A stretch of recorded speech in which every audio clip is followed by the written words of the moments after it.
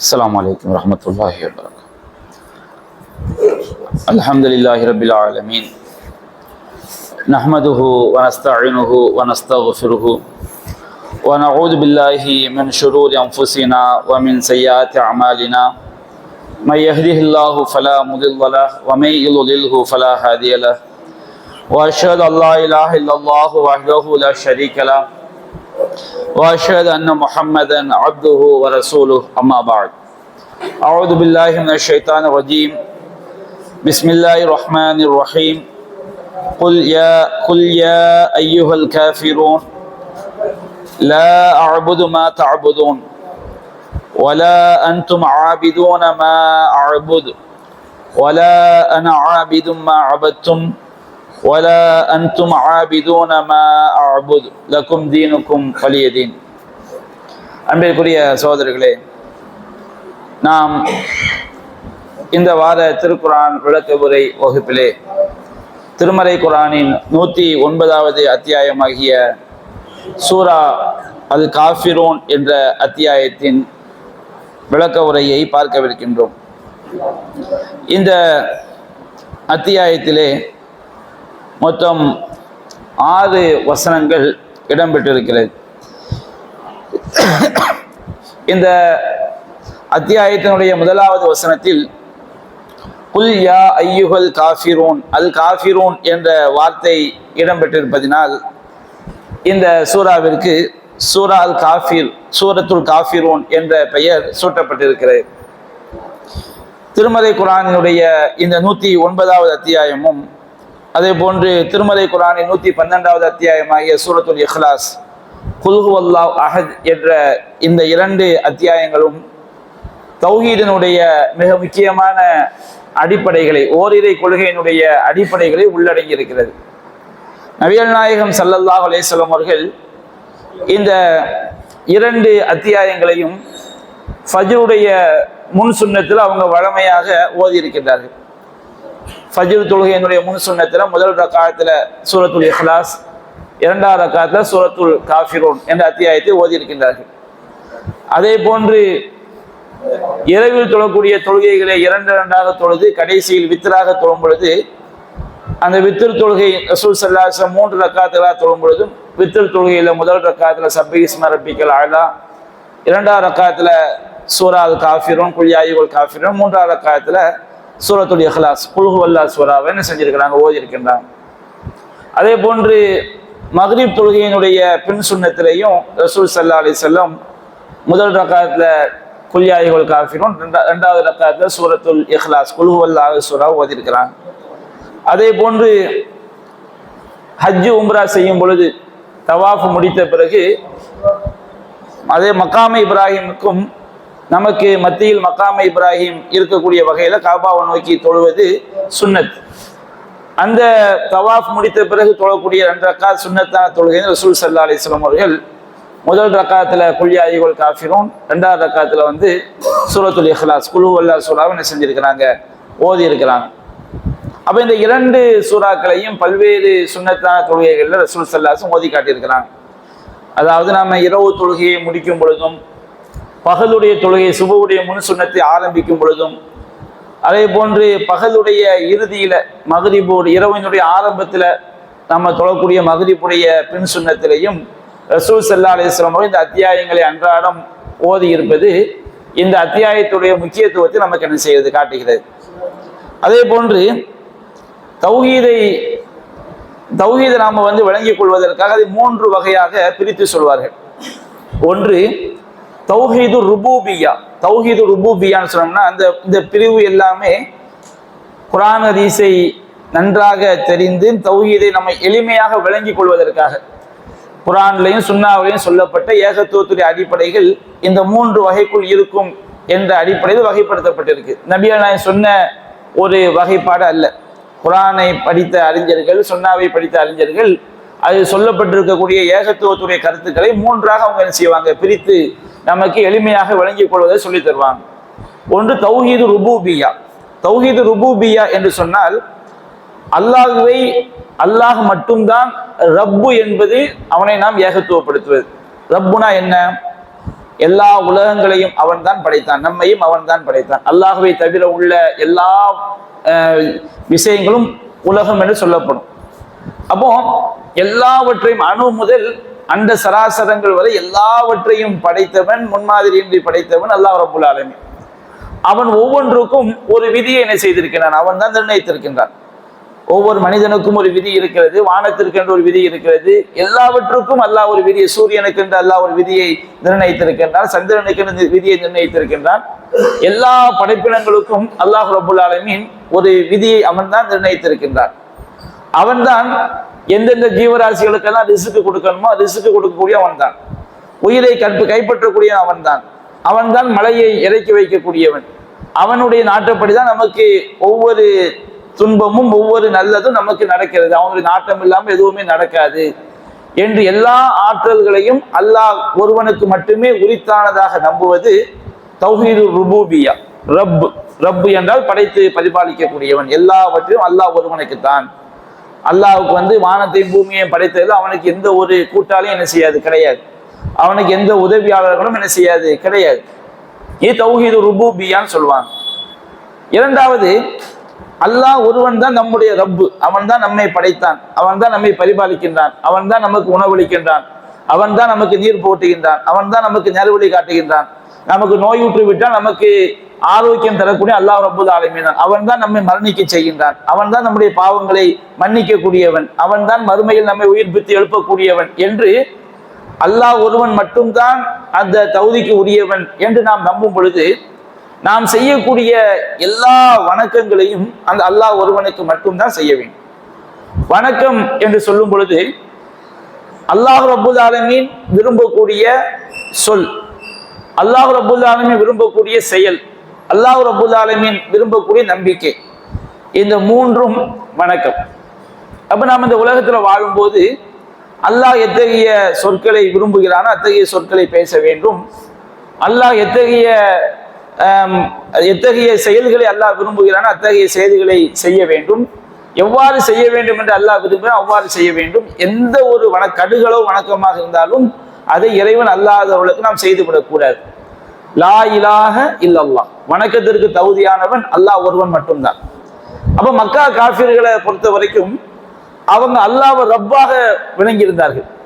அவங்க எந்த ஒரு சிலையையும் ரப்புன்னு அவங்க சொல்லல. குர்ஆன் அல்லாஹ் சொல்லி காட்டும் போது வலையின் சஅல்தஹும் மன் ஹலக ஸமாவாதி வல் அர்த யகூலுன் அல்லாஹ், வானங்களையும் பூமியையும் படைத்தவன் யார் என்று கேட்டால் மக்காவில் வாழ்ந்த குறைஷியர் அல்லாஹ்னு சொன்னாங்க, யூதர்கள் அல்லாஹ்னு சொன்னாங்க, கிறிஸ்தவர்கள் அல்லாஹ்னு சொன்னாங்க. நபிகள் நாயகம் ஸல்லல்லாஹு அலைஹி நபியாக அனுப்பப்பட்ட காலகட்டத்தில் எல்லாவற்றையும் அல்லாஹ் தான் படைத்தான் என்று ஏற்றுக்கொண்ட மக்கள் தான் நபிகள் நாயகத்தை சுத்தி என்ன செஞ்சாங்க, இருந்தாங்க.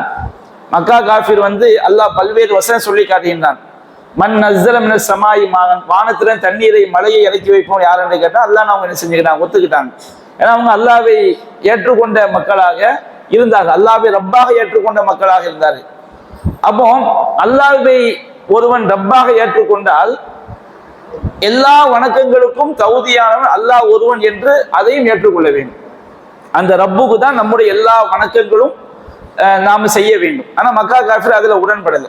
அவன் என்ன செய்து கொண்டார்கள், சிலைகளை உண்டாக்கி வைத்துக் கொண்டு அந்த சிலைகளுக்கு வணக்க வழிபாடு செஞ்சாங்க. அந்த சிலைகளை அவன் ரப்புன்னு சொல்லல. ரப்புன்னு சொன்னோம்னா எல்லாவற்றையும் படைத்தவன் பரிபாலிப்பவன், நம்ம விளக்கம் சொன்ன பாருங்க, அதுதான் ரப்பு. அந்த சிலைகளை வணக்கத்திற்கு தகுதியானவர்களாக அவன் கருதினான். வணக்கம் என்றால் என்ன? வணக்கம் என்றால் நம்முடைய தேவைகளை நாம் கேட்பது, சஜிதா செய்வது, அறுத்து பலியிடுவது, சத்தியம் செய்வது, மார்க்கத்தில் எதுவெல்லாம் வணக்கமாக சொல்லப்பட்டிருக்கிறது, அல்லாஹ் விரும்பக்கூடிய ஒவ்வொரு சொல்லும் செயலும் நம்பிக்கையும் வணக்கம். அல்லாஹ் விரும்பக்கூடிய சொல் செயல் நம்பிக்கை நாம் எங்கிருந்து தெரிந்து கொள்ளலாம்? குர்ஆன் சொன்னாவது என்ன செய்யலாம், தெரிந்து கொள்ளலாம். அப்ப எல்லா வணக்கங்களையும் அல்லாஹ் ஒருவனுக்கு மட்டும் செய்ய வேண்டும் என்பதை மக்கா காஃபிர் மறுத்தாங்க. அவங்க சிலைகளை இலாகாக உண்டாக்கி வைத்துக் கொண்டார்கள். ரப்பு என்பதற்கும் இலாஹ் என்பதற்கும் வித்தியாசம் இருக்குது. இலாஹ் என்று சொன்னால் வணக்கத்திற்கு தகுதியானவர். அப்ப ரப்பு என்று சொன்னால் எல்லாவற்றையும் படைத்தவன், பரிபாலிப்பவன், ரிசுக்கு தருப்பவன், விதியை நிர்ணயிப்பவன், அவன் ரப்பு. அப்ப அந்த ரப்பு தான் வணக்கத்திற்கு தகுதியானவன் என்று இஸ்லாம் சொன்னது. ஆனா மக்கா காஃபிர் என்ன செய்தான், நாங்க அல்லாஹ்வை ரப்பாக ஏற்றுக்கொள்வோம், ஆனால் வணக்கங்கள் நாங்க என்ன செய்வோம், சிலைகளுக்கும் செய்வோம். ஏன்பா அந்த சிலைகளுக்கு செய்றீங்க? இவங்க எல்லாம் ஹாவுதாய் சுபாவுடா இந்தல்லா, நாங்க எதுக்கு இந்த சிலைகளுக்கு போய் சஜிதா பண்றோம்னா, இந்த சிலைகளுக்கு நாங்க ஏன் அறுத்து பழகிறோம்னா, இந்த இன்னும் பல நம்பிக்கைகள் அந்த சிலைகள் மேல நாங்க ஏன் வைக்கிறோம்னு சொன்னோம்னா, இவைகள் எங்களுக்காக அல்லாஹ் என்ன செய்வாங்க, பரிந்து பேசுவார்கள் அப்படின்னு மக்கா காஃபிர் சொன்னாங்க. அப்ப இந்த தௌஹீதுல வந்து வணக்கத்திற்கு தகுதியானவன் அல்லாஹ் ஒருவன் தான் என்ற அடிப்படையை அவங்க ஏற்றுக்கொள்ளாதனால, அவங்க அல்லாஹ்வை ரப்பாக ஏற்றுக்கொள்வது எந்த புண்ணியம் அவங்களுக்கு இல்லை. அவங்கள வந்து காஃபிர் என்று என்ன செஞ்சது குர்ஆன் சொல்லிச்சு. அதே மாதிரி யூதர்கள் எடுத்துக்கிட்டே வச்சுக்கிடுங்க. யூதர்கள் என்ன சொன்னாங்க, யூதர்கள் சொன்னாங்க அல்லாஹ்வுடைய வல்லமையை அவங்க என்ன செய்யல. அது ரெண்டாவது டாபிக் வருவோம். அதே போன்று தௌஹீதுல் உலூஹிய்யா, எல்லா வணக்க வழிபாடு அல்லாஹ் ஒருவனுக்கு மட்டும் செய்ய வேண்டும். மூன்றாவது வந்து அல்லாஹ்வுடைய ஆற்றல்கள், பண்புகள், பெயர்கள்ல அவனுடைய ஆற்றலுக்கு நிகராக, பண்புக்கு நிகராக அவனுடைய படைப்பினங்கள்ல எதுவுமே கிடையாது. நம்ம நம்ப வேண்டும்.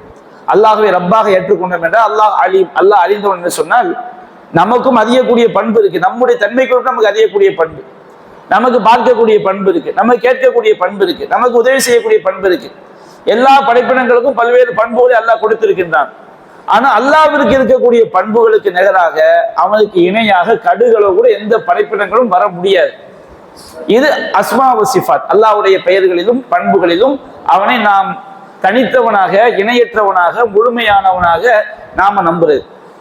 யூதர்களை பொறுத்த வரைக்கும் அவங்க அல்லாஹ்வை கடவுளாக ஏற்றுக்கொண்டார். நபி அல்லாஹ் ஸல்லல்லாஹு அலைஹி வஸல்லம் காலத்துல யூதர்கள் லா இலாஹன்னு சொன்னாங்க, வணக்கத்திற்கு, அதாவது அல்லாஹ் தான் ரப்புன்னு ஏத்துக்கிட்டாங்க. ஆனால் யூதர் என்ன செஞ்சாங்க, அல்லாஹ்வுடைய பண்புகள்ல விளையாடினாங்க. அல்லாஹ்வுடைய யதுல்லாஹி மக்லூலத்துன், அல்லாஹ்வுடைய கை வந்து கட்டப்பட்டிருக்குது, அல்லாஹ் கஞ்சன். யூதர் என்ன செஞ்சான், அல்லாஹ் கஞ்சன் சொன்னான். என்றைக்கு ஒருவனுடைய நம்பிக்கை சரியாக இல்லையோ அப்ப அவனுடைய வணக்க வழிபாடு சரியாக இருக்காது. நம்பிக்கையும் வணக்க வழிபாடும் சரியில்லை என்றால் அவனுடைய செயல்பாடு சரியாக இருக்காது.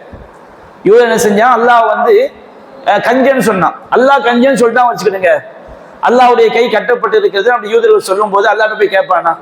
அவன் நம்பிக்கையே அல்லாஹ் கஞ்சன். நம்ம இஸ்லாம் நம்ம அல்லாஹ்வை நம்ம எப்படி நம்புறோம், குர்ஆன் எப்படி நம்ப சொல்லுது, யதுல்லாஹி மப்சூதத்துன், எல்லா நேரங்களிலும் அல்லாஹ்வுடைய கை விரிக்கப்பட்டு வாரி வழங்கி கொண்டே இருக்கிறான். இப்படி நாம நம்முடைய நம்பிக்கை இருக்கும்போது நம்முடைய தேவைன்னு யார்கிட்ட கேட்போம், ரப்புட்ட கேட்போம். நம்பிக்கை சரியாக இருக்கும் போது என்ன செய்யும், செயல் வணக்கம் சரியாக அமையும். வணக்கம் சரியாக அமையும் போதுதான் அந்த நம்பிக்கை வணக்கத்தின் அடிப்படையில் அவங்களுடைய செயல்பாடு என்ன செய்யும், சரியாக அமையும். அப்ப யூதர்கள் வந்து அல்லாஹ்வுடைய கை கட்டப்பட்டு இருக்கிறது அப்படின்னு என்ன செஞ்சாங்க, சொன்னாங்க. இன்னும் பல்வேறு நம்பிக்கை அல்லாஹ் வந்து உசைர் அலைஹிஸ்ஸலாம் அவங்களை வந்து யூதர்கள் அல்லாஹ்வுடைய மகன் அப்படின்னு செஞ்சாங்க, சொன்னாங்க. நாங்க அல்லாஹ்வுக்கு நெருக்கமானவன் யூதர்கள் சொன்னாங்க. அப்படி அல்லாஹ்வுக்கு யார் நெருக்கமானவன் ஆக முடியும்? யார் வந்து அல்லாஹ்வை வணங்கி வழிபடுகின்றானோ, இறையச்சமானவனா இருக்கிறானோ அவன் வந்து அல்லாஹ்வுக்கு நெருக்கமானவன். என்ன அக்ரமக்கும் இன்தல்லாஹி அத்காக்கும், அல்லாஹ்விடத்துல வந்து இறையச்சம் உடையவர்கள் தான் உங்களில் மிக கண்ணியத்திற்குரியவர்கள். யூதன் சொன்னா நாங்க அல்லாஹ்வுடைய பிள்ளைகள், எங்களை அல்லாஹ் நரகத்தில் தூக்கி போட்டாலும் கொஞ்ச நாள் தான் நரகம் என்ன செய்யும், எங்களை எரிக்காது. இப்ப நாங்க ஆட்டோமேட்டிக்கா சொர்க்கத்துக்கு வந்துடும், நாங்க அல்லாஹ்வுடைய நேசத்திற்குரியவர்கள். இப்படி நம்பும் போது ஒரு என்ன செய்ய நம்புறான் வச்சுக்கணும், நான் அல்லாஹ்வுடைய பிள்ளை, நான் அல்லாஹ்வுக்கு நேசத்திற்குரியவன் அப்படின்னு நம்பும் போது அவன் செயல்பாடு எப்படி இருக்கும், அதுக்கு தகுந்த மாதிரி தானே இருக்கும். ஒருத்தன் வந்து நீ தலையிலிருந்து பிறந்தவன், நீ காலில இருந்து பிறந்தவன், நீ கையில இருந்து பிறந்தவன் சொல்லி ஒரு நான் தலையில இருந்து பிறந்தவன் நம்பிட்டான்னு வச்சுக்கிடுங்க, அவன் மற்றவங்களை எப்படி பார்ப்பான்? அவன் வந்து மற்றவங்க இழி ஜாதியா தான் செய்வான், பார்ப்பான். அப்ப யூதர்கள் அப்படி என்ன செஞ்சாங்க, நம்புனாங்க. அவங்க நம்பிக்கையே நாங்க வந்து அல்லாஹ்வுடைய பிள்ளைகள், நாங்க அல்லாஹ்வுடைய நேசர்கள், மற்றவங்கள்லாம் தாழ்ந்த ஜாதி, நரகத்துக்குனே படைக்கப்பட்டவங்க. என்னை கூட ஒரு யூத நாய் பேசியிருக்கிறான். காசாவில் உள்ள காசா வந்து தனி நாடாக பிரிக்கணும்னு சொல்லி பிரான்ஸ், பிரிட்டன் எல்லா நாடுகளும் ஒத்து வரும்போது ஒரு அந்த செய்தியை கேள்விப்பட்டவொன்னே இஸ்ரேலில் உள்ள ஒரு ஷைத்தான் பேசியிருக்கிறான், கஸாவில் உள்ள மக்கள் எல்லாம் கடவுளுடைய எதிரிகள், அவங்க எல்லாம் அழிக்கப்பட வேண்டியவர்கள் அப்படின்னு சொல்லி அவங்களுடைய அந்த நம்பிக்கையை தெளிவான செய்யறான், வெளிப்படுத்துறான். அப்ப அந்த நம்பிக்கை அவங்க இருக்கும்போது அவங்களுடைய செயல்பாடு எப்படி இருக்கும்னா, அல்லாஹ்வுடைய பிள்ளை நம்பியாச்சு, நான் எப்படி அல்லாஹ்வுக்கு பயப்படுவேன், நான் வந்து அல்லாஹ்வுக்கு பிள்ளை ஆயிட்டேன்ல, நான் எப்படி அல்லாஹ்வுக்கு பயப்படுவேன், நான் எப்படி இறைவனுக்கு பணிந்து நடப்பேன்? அப்ப யூதர்களுடைய நம்பிக்கை வந்து அஸ்மா சிஃபாத், அல்லாஹ்வுடைய ஆற்றல்கள், பெயர்கள் நம்புவதில் வந்து ரொம்ப ஒரு தவறான கொள்கையில அவங்க என்ன செஞ்சாங்க, இருந்தாங்க. கிறிஸ்தவர்கள் எடுத்து வச்சுக்கிடுங்க, அவங்க சொன்னா குர்ஆன் சொல்லி காட்டுது, இன்னல்லாஹ சாலிசு சலாசா, அல்லாஹ் வந்து மூணு கடவுள்ல மூணாவது கடவுள். அல்லாஹ் என்ன செஞ்சான், முதல்ல இறைவன் உண்டானானா, அதுக்கு பிறகு இறைவன் ஜிப்ரீலை படைத்து அவர் இறைவனில் ஒரு பகுதியான செஞ்சாரு, இறைவனாக ஆகிவிட்டார், அல்லாஹ் ஆகிவிட்டார். பிறகு ஈசாவை படைத்து அவர் இறைவன் ஒரு பகுதி ஆகிவிட்டார். அப்போ அல்லாஹ் வந்து சாலி சலாசா முக்கடவுள் கொள்கை திரித்துவ ஆலயம், நீங்க சர்ச்சுகள்ல போய் பாத்தீங்கன்னா திரித்துவ ஆலயம் முக்கடவுள் கொள்கைன்னு போட்டிருப்பாங்க. அப்ப அல்லாஹ் தான் கடவுள் என்று சொன்னால் இறைவனால் படைக்கப்பட்டவர் எப்படி கடவுளாக முடியும்? ஜிப்ரீல் இறைவன் படைத்தான்னு சொன்னால் அவர் எப்படி கடவுளாக முடியும்? அதிலே உங்க வாதனை செஞ்சிருது, அடிபட்டு போய் விடுகின்றது. சிலுவைய அவங்க என்ன செய்வாங்க? வணங்குவாங்க. சிலுவை என்ன? நேர ஒரு தடி, இங்க ஒரு 2 தடி நேர இருப்பது முக்கடவுள் கொள்கைக்கு அவங்க அதை ஒரு ஆதாரமா வச்சிருக்கிறாங்க. நேராக இருப்பது கர்த்தர் அல்லாஹ், வலதுபுறம் இருப்பது எனது ஜிப்ரீல் பரிசுத்த ஆவி, இடதுபுறம் இருப்பது யாரு? வந்து ஈசா அலைஹிஸ்ஸலாம், அதாவது இயேசு பிதாசுதன் மகன், இறைவனுடைய மகன். அது கிறிஸ்தவன் செய்யறாங்க, சிலுவை என்ன செய்யறாங்க? வழிபடுறாங்க. ஆதம் அலைஹிஸ்ஸலாம் அவங்க செஞ்ச பாவத்துக்கு இவர் வந்து என்ன செஞ்சாரு? ரத்தம் சிந்தினாரு. ஈசா அலைஹிஸ்ஸலாம் ரத்தம் சிந்தினாரு. அல்லது மனிதர்கள் செய்யக்கூடிய பாவத்துக்கு இவர் ரத்தம் சிந்திட்டாரு. இப்படி சொல்லாம வச்சுக்கிட்ட நம்பிக்கை அடிபட்டு போச்சுல. எல்லா பாவத்தையும் செய்வான். என்னப்பா உனக்காக கர்த்தர் ரத்தம் சிந்தி விட்டார், அவங்க எனக்காக ரத்தம் சிந்திட்டாரோ கர்த்தர், நான் என்ன செய்யறேன்?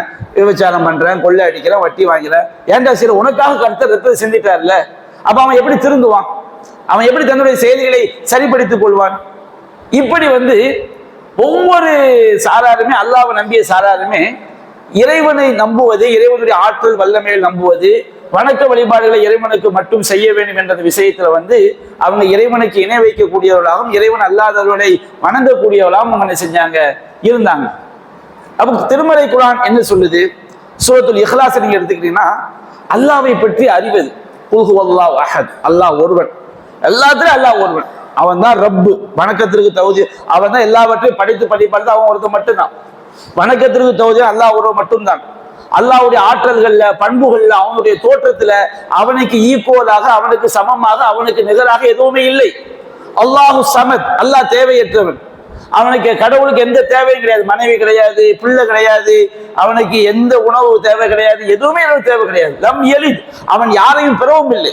கிறிஸ்தவர்கள் சொன்னாங்க உசைர் வந்து அல்லாஹ்வுடைய பிள்ளைன்னாங்க, அதாவது ஈசா அலைஹிஸ்ஸலாம் அல்லாஹ்வுடைய பிள்ளைன்னாங்க. யூதர்கள் உசைர் அல்லாஹ்வுடைய பிள்ளைன்னாங்க. மக்கா காஃபிர்கள் மலக்குமார் அல்லாஹ்வுடைய பெண் மக்கள் சொன்னாங்க. அல்லாஹ் சொன்னான் லம் யலித், அவன் யாரையும் பெறவும் இல்லை. வலம் யூலத், அவன் யாராலும் பெறப்படவும் இல்லை. அல்லாஹ்வை வந்து எந்த ஒரு ஆளும் படைக்கவில்லை. அப்போ அல்லாஹ் ரப்பனா கேட்கிறான், அஃபமை யஹ்லுக் கமல்லா யஹ்லுக், படைத்தவன் படைக்காதவனை போன்று ஆக முடியுமா? படைக்காதவன் எப்படி கடவுளாக முடியும்? அப்ப அல்லாஹ்வை எவனும் படைக்கவில்லை, அவன் யாராலும் பெறப்படவும் இல்லை. வலம் யகுல் லஹு குஃபுவன் அஹத், அவனுக்கு நிகராக எதுவும் இல்லை. இது அல்லாஹ்வை பற்றி அறிவது, தௌஹீதை புரிவது. தௌஹீதை புரிந்து விட்டோம் என்று சொன்னால், இந்த தௌஹீதை பற்றி அறிவு ஒருவனுடைய உள்ளத்தில் வந்து விட்டது என்று சொன்னால், அவன் கடுகளவு வணக்கத்தை கூட யாருக்கு செய்ய மாட்டான்? அல்லாஹ்வை தவிர இன்னொருவரும் செய்ய மாட்டான். அப்ப அல்லாஹ் ரப்பல் ஆலமீன் சூரத்துல் காஃபிரூன் அப்படிங்கிற அத்தியாயத்துல வந்து வணக்க வழிபாடுகள், வணக்கத்திற்கு தகுதியானவன் அல்லாஹ் ஒருவன் மட்டும்தான் என்பதை நமக்கு தெல்ல தெளிவாக அல்லாஹ் என்ன செய்கின்றான்? எடுத்துரைக்கின்றான். நபிகள் நாயகத்தை அழைத்து அல்லாஹ் கொண்ட குல், நபியே நீங்கள் கூறுவீராக. அல்லாஹ் ரப்பல் ஆலமீன் தன்னுடைய தூதரோடு பேசக்கூடிய வார்த்தையை குல், நபியை நீங்கள் சொல்வீராக, நீங்கள் கூறுங்கள். மக்களுக்கு சொல்ல வேண்டிய விஷயம் என்ன? யா ஐயுகல் காஃபிரூன், காஃபிர்களே என்று அல்லாஹ் அழைக்கின்றான். கஃபர அப்படிங்கிற வார்த்தைக்கு வந்து மறைத்தான், மறுத்தான், புறக்கணித்தான் அப்படின்னு அந்த வார்த்தைக்கு அர்த்தம். கஃபரன்னு சொன்னா மறைத்தான், சத்தியத்தை மறைக்கிறது. யாரெல்லாம் அல்லாஹ்வுடைய ஆற்றலை ஏற்க மறைக்கிறார்களோ, அல்லாஹ்வுடைய வசனங்களை மறைக்கிறார்களோ, அல்லாஹ்வுடைய பண்புகளை மறைக்கிறார்களோ, அல்லாஹ்வுடைய அருள்கொடைகளை மறைக்கிறார்களோ, புறக்கணிக்கிறார்களோ, இவங்க எல்லாருமே காஃபிர். அரபி மொழியில விவசாயம் பண்றாங்க, விவசாயம் செய்யக்கூடியவங்களுக்கு காஃபிர்னு சொல்லுவாங்க. ஏன்னா அவன் வந்து விதையை எங்க மறைக்கிறான்? பூமிக்குள் மறைக்கிறான். அதனால காஃபிர்ங்கிற வார்த்தை விவசாயிங்கிற அர்த்தம் கூட இருக்குது. குர்ஆன்ல அல்லாஹ் அந்த வார்த்தையை என்ன செய்யறான்? யோஜிபுல் குஃபார நபாத்துஹு அல்லாஹ் சொல்லி காட்டுறான். தாவரங்களுடைய விளைச்சல்கள் குஃபார்களுக்கு மகிழ்ச்சி அளிக்கிறது. அப்படின்னா விவசாயிகள், விவசாயம் பண்ணக்கூடியவன் என்ன செய்யறாங்க? விதையை பூமிக்குள்ள மறைக்கிறதுனால அவனுக்கு பேர் காஃபிர். அப்ப உண்மையை மறைக்கக்கூடியவர்கள், சத்தியத்தை மறைக்கக்கூடியவர்கள், அதே போன்று ஏற்க மறுப்பவர்கள், புறக்கணிக்கக்கூடியவர்கள், இவங்களுக்கு பேர் காஃபிர். இந்த காஃபிர்ங்கிற வார்த்தையில எல்லாருமே உள்ள வந்துருவாங்க. மக்கா காஃபிர்கள், யகூதிகள், நஸ்ரானிகள், நபிகள் நாயகம் காலத்தில் வாழ்ந்தவர்கள், இன்னும் யாரெல்லாம் இஸ்லாத்தை தங்களுடைய வாழ்க்கை நெறியாக ஏற்றுக்கொள்ளவில்லையோ எல்லோரும் என்ன செஞ்சிருவாங்க, இந்த காஃபிர்ங்கிற வார்த்தைக்குள்ள வந்துருவாங்க. புல்யா ஐயுகள் காஃபிரூன், காஃபிர்களே என்று எல்லா உலகத்துல மக்கள் ரெண்டா தான் இஸ்லாம் பிரிக்குது. ஒன்று முஸ்லிம், இன்னொன்னு யாரு, காஃபிர். ஒருவன் ஒன்று முஸ்லிமாக அல்லாஹ்வுக்கு அடிபணிந்த முஸ்லிமாக இருப்பான், இல்லை என்றால் அல்லாஹ்வை மறுத்த காஃபிராக என்ன செய்வான், இருப்பான். காஃபிர் என்று சொல்லும் போது சில நேரங்கள்ல, அதாவது இந்த காஃபிர்ங்கிற வார்த்தை இருக்கு பாருங்க, ஒருத்தன் காசு பணத்துக்கு அடிமையானாலும் அவனையும் இந்த வார்த்தை என்ன செய்யும், குறிக்கும். ஒரு மனிதன் சத்தியத்தை ஏற்க மறுக்கிறதுக்கு என்ன காரணம், அவன் எனக்கு அரசியல் தான் பெருசு, பதவி தான் பெருசுன்னு போகும்போது அல்லாஹ் இணை வைப்பான்னா மாறிடுவான். அவனுக்கு துனியா என்ன செஞ்சிடும், பெருசா ஆயிடும். அதற்காக நம்ம ஒரு பதவி வகிக்க கூடாது என்று சொல்லவில்லை. எந்த பதவி வகித்தாலும் என்ன செஞ்சிடக்கூடாது, அல்லாஹ்க்கு இணை வைப்பானா ஆயிடக்கூடாது. ஒரு காசு தான் பெருசுன்னு வச்சுக்கிடுங்க, அவன் அல்லாஹ்க்கு இணை வைக்கக்கூடியவனா ஆயிடுவான். அந்த நேரத்தில் அவன் காஃபிர் ஆயிடுவான். நபிகள் நான் சொல்லி காட்டான், தஈஸ் அப்துல் தீனார் வ அப்துல் திர்ஹம் வ அப்துல் ஹமீஸ் வ அப்துல் ஹமீல். தங்க காசுக்கு அடிமையானவன் நாசமாகி விட்டான், வெள்ளி காசுக்கு அடிமையான நாசமாகி விட்டான், பட்டு அது போன்ற கடினப்பட்டு மென்பற்று போன்ற ஆடைகளுக்கு அடிமையானவன் நாசமாகி விட்டான். அவன் அடிமையாகிட்டாங்கிறதுக்கு என்ன அர்த்தம், ஏதோ ஓத்தியர் ஒழிய அது அவனுக்கு கொடுக்கப்பட்டால் அவன் பொருந்திக் கொள்வான். இஸ்லாம் சரியான மார்க்கம், எனக்கு காசு கிடைக்குது, பணம் கிடைக்குது, எல்லாம் கிடைக்குது. அவன் அப்படி இருந்தா இல்லை என்று சொன்னால் அவன் அந்த கொள்கையை வெறுத்து வேற கொள்கைக்கு என்ன செஞ்சு விடுவான், போய் விடுவான். அப்ப காசுதான் பெரிது என்று ஒருவன் இறை கொள்கையில் சமரசம் தான் வச்சுக்கிறேன், இவன் முஷ்ரிக் தான். நம்ம என்ன நினைக்கிறோம், தர்காவுக்கு ஒரு சஜிதா பண்ணா மட்டும்தான் முஷ்ரிக்கு, காஃபிரு. அதே போன்று ஒரு சிலையை வணங்கினா மட்டும்தான் காஃபிரு கிடையாது. ஒருவன் அல்லாஹ்வுடைய மார்க்கத்தை விட பணத்தை பெரிதாக நினைத்தால், ஒரு அல்லாஹ்வுடைய மார்க்கத்தை விட அந்த உலக ஆதாயத்தை பட்டம் பதவிகளை பெரிதாக நினைத்தால், இணை வைக்கக்கூடிய காரியங்களை ஒருவன் சமரசம் செய்து கொண்டால் அப்ப அவன் காஃபிர். அப்ப குல்யா ஐயுகள் காஃபிரூன், காஃபிர்களே என்ற இந்த அழைப்பு ஒட்டு மொத்தமா எல்லா ஷிர்கையும் செய்யக்கூடியவங்களை எடுத்துக்கொள்ளும். அல்லாஹ்வை ரப்பாக ஏற்றுக்கொள்ள மறுப்பவர்கள், அல்லாஹ்வை ரப்பா ஏற்றுக்கொண்டு அல்லாஹ்வை மட்டும் வணங்காதவர்கள், அல்லாஹ்வுடைய ஆற்றலை மனிதர்களுக்கு இருப்பதாக சொல்பவர்கள். நபிகள் நாயகம் ஸல்லல்லாஹு அலைஹி வஸல்லம் அவங்கள ரொம்ப கவனமா இருந்தாங்க. ஒரு மனிதர் நபிகள் நாயகம் ஸல்லல்லாஹு அலைஹி வஸல்லம் அவங்கள பார்த்து சொன்னாரு, அந்த யா சையீதனா வபன சையீதினா, எங்களின் தலைவருக்கு தலைவரின்னு சொல்லும்போது நபிகள் நாயகம் ஸல்லல்லாஹு அலைஹி வஸல்லம் சொன்னாங்க, அப்படி சொல்லாதீங்க. சையீத் ஒரு புகழக்கூடிய அர்த்தத்துல சொல்லும் போது, சையீதுன்னு சொன்னோம்னா வழி நடத்தக்கூடியவன். நபிகள் நாயகம் ஸல்லல்லாஹு அலைஹி வஸல்லம் அவங்களை எந்த அர்த்தத்துல அவங்க சொல்றாங்க, சாதாரணமா இவர் தலைவர்னு சொல்லும்போது அந்த அர்த்தம் எல்லாரும் தெரியும். ஒரு புகழக்கூடிய இடத்துல அந்த செய்யுதுனா வபன செய்யுதுனா, எங்கள் தலைவர் சொல்லும்போது நபிகள் நாயகம் சொன்னாங்க, யா அய்யுஹன்னாஸ் அலைக்கும் பி தக்வாக்கும், அல்லாஹ்வை நீங்க அஞ்சிக் கொள்ளுங்கள். நீங்க என்ன அல்லாஹ் எனக்கு எந்த அந்தஸ்தை தந்திருக்கேன்னா அதை விட மேல உயர்த்திடாதீங்க, அந்த மாதிரி நான் ஆக்கி விடாதீர்கள். ஒரு திருமணத்துக்கு போகும்போது ஃபீனா நபியும் யாலமு மாஃபிய கதீன், திருமணம் முடிஞ்ச மறுநாள் ஒரு வீட்டுக்கு போறாங்க. அப்போ சிறுமிகள்லாம் படிக்கிறாங்க, எங்கிட்ட நபி இருக்கின்றார், நாளை நடப்பதை எல்லாம் அறிவார். நாளை நடப்பதை அறியக்கூடிய ஆற்றல் யாருக்கு இருக்குது, அல்லாஹ் ஒருவனுக்கு தான் இருக்கு. அந்த வல்லமையில யாரை ஈடாக்கி விடக்கூடாது. அப்ப நபியா சொன்னாங்க, லா தக்கூலி ஹாக்கதா, அப்படி படிக்காதீங்கம்மா பிள்ளைங்க, நீங்க அப்படி படிக்காதீங்க. லா யாலமு மாஃபிய கதீன் இல்லல்லா, நாளை நடப்பதை அல்லாஹ் தவிர யாரும் செய்ய முடியாது, அறிய முடியாது. நபியா சொல்லி கொடுத்தாங்க. சஹாபாக்களை சிலர் அறியாம காபாவை சத்தியமாக சொல்லும் போது, சத்தியம் என்பது வணக்கம், அந்த வணக்கத்தை அல்லாஹ்வின் பேரால் செய்ய வேண்டும். அவங்க அறியாம வல்காபா அப்படின்னு சொல்லும் போது நபியா திருத்தி கொடுக்குறாங்க, செய்யாதீங்க, வல்காபா சத்தியம் பண்ணாதீங்க, ரப்பில் காபா, காபாவுடைய இறைவன் மீது சத்தியம் சொல்லுங்க. மாஷா அல்லாஹ் வஷுத்த, நபிகள் நாயகத்தை நோக்கி சில சஹாபாக்கள், ஒரு சில சஹாபாக்கள் அல்லாஹ் நாடிய நீங்கள் நாடிய நடந்தது சொல்லும்போது நபியா தடுக்கிறாங்க. அப்படி கிடையாது, அல்லாஹ்வுடைய நாட்டமும் மனித நாட்டமும் சமம் கிடையாது, அல்லாஹ்வுடைய ஆற்றலுக்கு ஈக்குவலாக ஆக்கிவிடக் கூடாது. நபிகள் சொன்னாங்க, மாஷா அல்லாஹ், அல்லாஹ் நாடியே நடந்தது, சும்மா செலுத்த பிறகு நீங்கள் நாடியே நடந்தது, அப்படி சொல்லுங்க.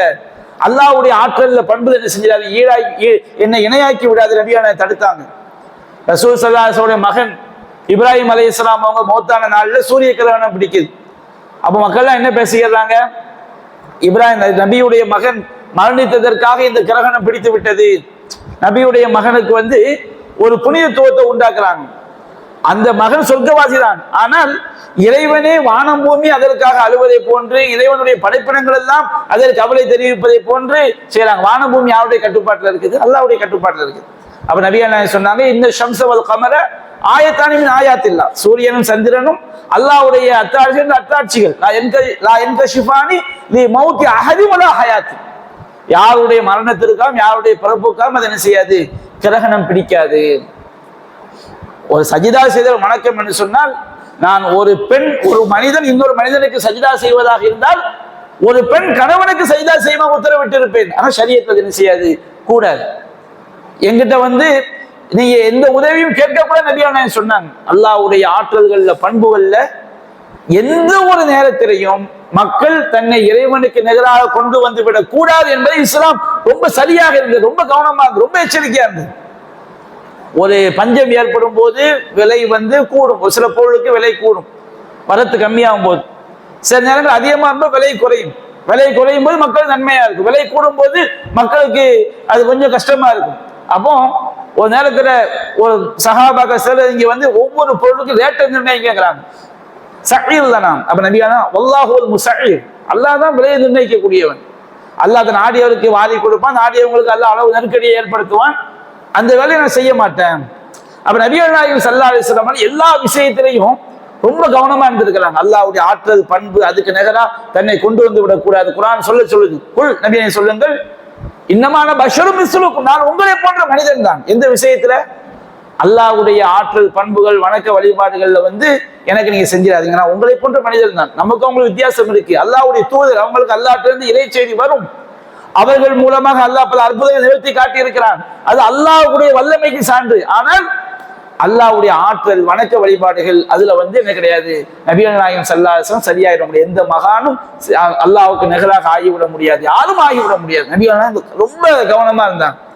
அல்லாஹ்வை ரப்பாக மாற்றக்கூடிய ஏதாவது பேச்சு வந்து ரொம்ப கவனமா இருப்பாங்க. வணக்க வழிபாடு அல்லாஹ்விடத்தில் யாருக்கு செய்யக்கூடிய விஷயங்கள்ல ரொம்ப கவனமாக இருந்தார்கள். அல்லாஹ்வுடைய ஆற்றல் பண்புகள் இதுல வந்து மற்றவர்கள் படைப்பினங்கள் இருப்பதாக சொல்லிவிடக் கூடாது என்று ரொம்ப கவனமா இருந்தாங்க. அப்ப நபிகள் அல்லாஹ் அழைக்க சொன்ன இவங்க எல்லாருமே இந்த மூணுல வந்து எந்த ஒண்ணுல ஒருவன் தன்னுடைய மனோ இச்சையை பின்பற்றினால் அவன் மனோ இச்சையை கடவுளாக ஆக்கி கொண்டான். கடவுளே இல்லைன்னு ஒருத்தர் சொல்லாம வச்சுருங்க, இவனும் அல்லாஹ்க்கு இணை வைக்கிறவன் தான். எந்த வகையில மறுக்கத்தானே செய்யலாம், இணை வைக்கலாம். எப்படி இணை வைக்கலாம்? தன்னுடைய மனோ இச்சையை அவன் கடவுளாக ஆக்கி கொண்டான். அல்லாஹ் கேட்கிறானா இல்லையா? அஃபரைத மனித்தஹத இலாஹு ஹவாஹு, தன்னுடைய வணக்கத்திற்குரிய கடவுளாக தன்னுடைய மனோ இச்சையை எடுத்துக்கொண்டதை பார்க்கவில்லையா? அவன் மனசு எப்படி சொல்லுதோ அப்படிதான் நடப்பான். ஒரு மூமின் எப்படி நடக்கணும்? அல்லாஹ் சொன்ன மாதிரி நடக்கணும், அல்லாஹ் சொன்ன மாதிரி வாழணும். நம்முடைய உலக விஷயங்கள் கூட, நாம செய்யக்கூடிய ஒவ்வொரு விஷயங்களும் கூட அது வந்து வணக்கமா மாறும். நம்ம உலகத்தில் செய்யக்கூடிய விஷயம். ஒரு சபையில வந்து ஒரு தடவை ஒரு கேள்வி மாதிரி கேட்கிறோம், நம்ம எதுக்காண்டி சாப்பிட்றோம்? எல்லாரும் பசி நீங்கிறதுக்காண்டி சாப்பிட்றோம். எதுக்காண்டி தூங்குறோம்? நமக்கு சோர்வா இருக்கு தூங்குறோம். எதுக்காண்டி சம்பாதிக்கிறோம்? நல்லா வாழணும் சம்பாதிக்கிறோம். ஒரு மூமினுடைய நோக்கம் அது கிடையாது. நம்ம எதுக்காண்டி தூங்குறோம் சொன்னோம்னா, என்னுடைய இறைவன் சொன்னபடி வாழ வேண்டும் என்றால் இறைவனுக்கு வணக்க வழிபாடுகள் செய்யணும், இறைவன் சொன்னபடி நான் வாழ வேண்டும், இறைவன் சொன்னபடி பல்வேறு நன்மையான காரியங்களை செய்ய வேண்டும் என்றால் எனக்கு தூக்கம் அவசியம். அதுக்காண்டி நான் தூங்குறேன். ஒரு மூமினுடைய ஒவ்வொரு வினாடியும் நம்முடைய வாழ்க்கை யாருக்காக இருக்கணும்? இறைவனுக்காக இருக்கணும். நீ எதுக்குப்பா திருமணம் செய்கிறாய்? என்னுடைய மார்க்கம் அதை நோக்கத்தை சொல்லி காட்டு. திருமணம் செஞ்சா சில நமக்கு ஒரு நிம்மதி கிடைக்கும், ஒரு சக்கீனத்து கிடைக்கும், விபச்சாரத்திலிருந்து நம்மை தற்காத்துக் கொள்ளலாம், நம்முடைய சந்ததிகளை பெருக்கிக் கொள்ளலாம், சந்ததிகளினால் பல மார்க்க நன்மைகள் இருக்குது. இப்படி எல்லா விஷயத்தையும் ஒருவன் தன்னுடைய மனைவிக்கு ஊட்டி விடுவது கூட அது வந்து அவன் தர்ம மார்க்கம் சொல்லுது. ஏன் இறைவன் மனைவியை கவனிக்க சொல்கிறான்?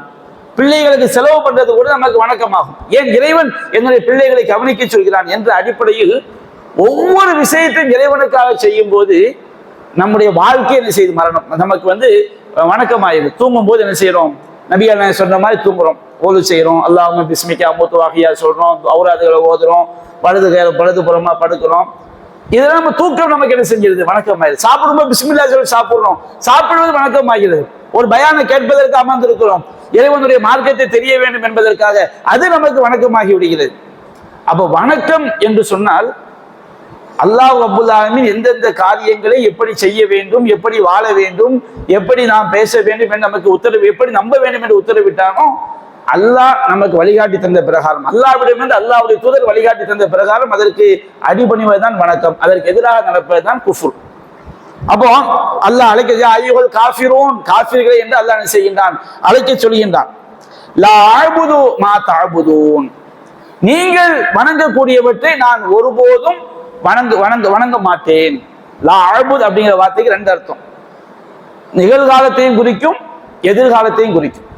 நீங்கள் வணங்கி கொண்டிருப்பவற்றை நான் நிகழ்காலத்திலும் வணங்க மாட்டேன், எக்காலத்திலும் வணங்க மாட்டேன். இது ஒருபோதும் வணக்கத்தை அல்லாஹ் ஒருவனை தவிர யாருக்கும் செய்ய மாட்டேன். நீங்க வணங்கக்கூடிய சிலைகளாக இருக்கட்டும், சமாதிகளாக இருக்கட்டும், மரங்களாக இருக்கட்டும், கற்களாக இருக்கட்டும், அல்லது எந்த ஒன்றையும் நான் செய்ய மாட்டேன். ஒருபோதும் ஒரு காலத்திலும் நான் வணங்கவே மாட்டேன். அவங்க அல்லாவையும் சேர்த்தான வணங்கிட்டு இருந்தாங்க. மக்கா காஃபிர்கள் சிலைகளோடு சேர்த்து யாரையும் வணங்கிட்டு இருந்தாங்க? அல்லாஹ் வணங்கிட்டு இருந்தாங்க. அதுக்கு அடுத்த வரித நபிகள் அல்லாஹ் சொல்ல சொன்னா, வலா அன்தும் ஆபிதுன் மா அஅ்புது, நான் வணங்கக்கூடிய ஒருவனை, இறைவனை நீங்கள் வணங்கக்கூடியவர்களாக ஆகவே மாட்டீர்கள். ஏன்? அல்லாஹ் ஒருவன் மட்டும்தான் ரப்பு, அவன் மட்டும்தான் வணக்கத்திற்கு தகுதியானவன், அவன் மட்டும் அவனுடைய ஆற்றல் பண்புகளை போன்றவர் யாருக்கும் கிடையவே கிடையாது என்ற நம்பிக்கையில வணங்கினா மட்டும்தான் அல்லாஹ் வணங்குறது. அல்லாஹ் வணங்குறது என்ன அர்த்தம்? 10ஓட 11 அல்லாஹ் வணங்க அல்லாஹ்வுடைய வணக்கமா? அது அல்லாஹ் ஏற்றுக்கொள்ளவே மாட்டான். ஆனா அவனு ஷுரக்காய் அனி ஷிர்க், அல்லாஹ் சொல்லிக்காரு, ஷிர்க்கை விட்டு நாம் தேவையற்றவன். மன் அமில அமலன் ஃபஅஷ்ரக ஃபீஹி மஇ கைரி, என்னை ஒருவன் எனக்கு செய்ய வேண்டிய வணக்கத்தில் என்னோடு மற்றவரை கூட்டாக்கினால் ஃபதரத்துஹு ஷிர்கஹு, அவனையும் அந்த ஷிர்க்கையும் நான் புறக்கணித்து விடுவேன். அவனையும் அல்லாஹ் புறக்கணிச்சிடுவான், அவருடைய ஷிர்க்கையும் அல்லாஹ் புறக்கணித்து விடுவான். அப்போ ஒருவன் அல்லாஹ்வை வணங்கியவன் எப்ப ஆவான்? அவன் ரப்புங்கிற தன்மையில அல்லாஹ் என்ன செய்யணும்? இணை வைக்காமல் இறைவன் ஒருவன் தான் ரப்பு என்பதை ஏற்றுக்கொள்ள வேண்டும். கடுகளோ வணக்க வழிபாட்டை கூட இறைவன் அல்லாதவர்களுக்கும் செய்யக்கூடாது. இறைவன் நம்ம எல்லா வணக்கங்களையும் அல்லாஹ் ஒருவனுக்கு மட்டும்தான் செய்ய வேண்டும். அல்லாஹ்வுடைய ஆற்றல் பண்புகள் இறைவனுக்கு இருப்பதை போன்று இவர் யாருக்கும் கிடையாது, இணையாக இல்லை என் நம்பிக்கை அவனுடைய உள்ளத்துல இருந்து கொண்டு அவன் அல்லாஹ் வாழ்ந்தால்தான் அல்லாஹ் வணங்குகிறான். இந்த நம்பிக்கையில் தொழக்கூடியவனுடைய தொழுகை தான் தொழுகை. இந்த நம்பிக்கையில் அழுத்து பலியிடக்கூடியவனுடைய அழுத்து பலியில் தான் வணக்கம். இந்த நம்பிக்கையில் நோன்பு நோக்கக்கூடியவனுடைய நோன்பு தான் நோன்பாக அல்லாஹ்விடம் கருதப்படும். இந்த நம்பிக்கையில ஒருவன் செய்யக்கூடிய எல்லா செயல்களும் அவன் மார்க்கமாக வணக்கமாக ஆகும். அப்ப வலா அன்தும் ஆபிதுன மா அஅ்புது, நான் வணங்கக்கூடியவனை நீங்கள் வணங்கக்கூடியவர்களாக இல்லை. அப்ப இந்த 2 வசனங்களும் நான் செய்ய மாட்டேன், நீங்கள் வணங்கக்கூடிய அல்லாஹ் ஒரு மூமின் தெளிவாக தௌஹீத் விஷயத்துல காம்ப்ரமைஸ் என்பது கிடையாது. தௌஹீதுல காம்ப்ரமைஸ் கிடையாது. இதுல ஒன்றோடு ஒன்று நாம ஒத்து போக நினைச்சா ஒத்து போகவே முடியாது. ஒத்து போனா மறுமை சொர்க்க நிரந்தரமா சொர்க்கத்தை அடைய முடியாது. இதுல எப்படி ஒரு காம்ப்ரமைஸ் வரும்? இதுல எப்படி மற்றவங்களோட இணங்கி போக முடியும்? நான் இணங்கி போறாங்களா இல்லையா?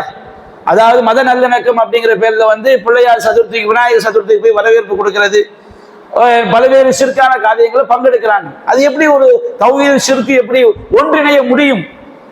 ஒன்றிணைந்தால் அது எப்படி தௌஹீதாக ஆக முடியும்? ஒருவன் ஏகத்துவவாதி என்று சொன்னால் தெள்ள தெளிவாக பிரகடனப்படுத்த வேண்டும். காம்ப்ரமைஸ் என்பது மற்றவங்களோடு கொள்கையில் இணங்கி போதல் என்பது தௌஹீதாக ஆகாது. தௌஹீத் இல்லை என்று சொன்னால் மறுமையில் நாம் சொர்க்கம் செல்ல முடியாது, நிரந்தர நரகத்துக்குரிய மக்கள் ஆயிடும். அப்ப இந்த 2 வசனங்கள், அடுத்த ஒரு 3 வசனம் இருக்கு. இந்த 2 வசனங்களும் நாம கடுகளவு வணக்கத்தை கூட இறைவன் அல்லாதவர்கள் செய்யக்கூடாது. இறைவன் அல்லாதவர்களுக்கு வணங்கக்கூடியவர்கள் அல்லாஹ்வை வணங்கினால் வணக்கமாக ஆகாது. 2 வசனத்துடைய கருத்தும் தெளிவான விஷயம். குல் யா அய்யுஹல் காஃபிரூன், காஃபிர்களே, காஃபிர்னா எப்படிதான் குஃபர் வரும்ங்கிறதை நம்ம சொன்னோம். லா அஅ்புது மா தஅ்புதுன், நீங்கள் வணங்கக்கூடியவற்றை நான் ஒருபோதும் வணங்க மாட்டேன். என்னுடைய வணக்கம் யாருக்கு மட்டும்? குல் இன்ன ஸலாத்தி வ நுசுகி வ மஹ்யாய வ மமாத்தி லில்லாஹி ரப்பில் ஆலமீன், என்னுடைய தொழுகை, என்னுடைய அறுத்து பலியிடுதல், என்னுடைய வாழ்க்கை, என்னுடைய மரணம் எல்லாமே யாருக்குரியது? அல்லாஹ் ரப்புல் ஆலமீனுக்குரியது. அவனுக்கு இந்த வபிதாலிக்க உமிர்த் லா ஷரீக லஹு, அவனுக்கு எந்த இணையும் இல்லை. வபிதாலிக்க உமிர்த், இதுதான் எனக்கு ஏவப்பட்டு இருக்கிறது. அப்போ கடுகளவு வணக்கத்தை கொடுத்து, வணக்கம் என்கிற விஷயத்துல இறைவன் அல்லாதவன் நாம் ஒருபோதும் செய்துவிடக்கூடாது, வணக்கத்தை செய்துவிடக் கூடாது. 2வது வசனம் சொல்லுகின்றது, வலா அன்தும் ஆபிதுன் மா அஅ்புது, நான் வணங்கக்கூடிய இறைவனை நீங்கள் வணங்கக்கூடியது இல்லை. அவன் அல்லாஹ் வணங்கினாலும் சரி, தர்காவுக்கு போய் சுஜூத் பண்ணிக்கிட்டு நான் 5 வேளை தொழுவேன்னு சொன்னா அது வணக்கம் கிடையாது. அவன் அல்லாஹ்வை மட்டும் வணங்கவில்லை, அவன் இறைவனுக்கு இணை வைத்திருக்கின்றான். கபூர்ல போய் கையேந்தி கொண்டு நாம் அல்லாஹ் தொழுதாலும் சரி தொழுகையாக ஆகாது. இந்த இஸ்லாம் எதையெல்லாம் ஷிர்கா சொல்லுதோ அதையெல்லாம் நம்பிக்கொண்டு அவன் இறைவனை தொழுவதனால் இறைவனை வணங்கியவன் ஆக மாட்டான். அடுத்த அவசரங்களுடைய விளக்கத்தை நம்ம இன்ஷா அல்லாஹ் வரக்கூடிய வாரம் நாம் தொடர்ந்து பார்ப்போம். வாஹிரு தஅவானா அல்ஹம்துலில்லாஹி ரப்பில் ஆலமீன். அஸ்ஸலாமு அலைக்கும் வரஹ்மத்துல்லாஹி சுப்ஹானக அல்லாஹும்ம பிஹம்திக அஷ்ஹது அல்லா இலாஹா இல்லா அன்த அஸ்தக்ஃபிருக.